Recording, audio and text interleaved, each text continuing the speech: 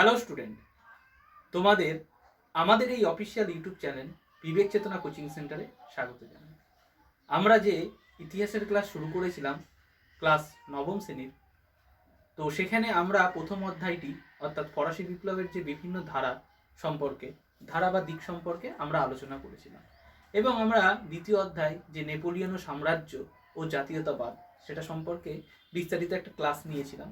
আশা করি তোমরা সেই ক্লাসগুলো দেখেছো এবং তোমরা সমৃদ্ধ হয়েছো। আজকে আমি একটু অন্যভাবে একটা শর্ট ভিডিওর মাধ্যমে তোমাদের কিছু কোশ্চেন নিয়ে আলোচনা করার চেষ্টা করছি এবং কোশ্চেনের যে আশেপাশের দিকগুলো আমরা একটু দেখার চেষ্টা করব। দেখো, আমরা জানি যে ফ্রান্সকে রাজনৈতিক কারাগার বলা হতো, আমরা একটা ক্লাস দেখেছিলাম। তাহলে এটা তো কোনো একজন ব্যক্তি বলেছিল, তাহলে তোমরা বলবে ফ্রান্সকে রাজনৈতিক কারাগার কে বলেছে? আমি অপশান দিচ্ছি। Option A Rousseau, option B Montesquieu, option C Voltaire, option 4 চতুর্দশ লুই।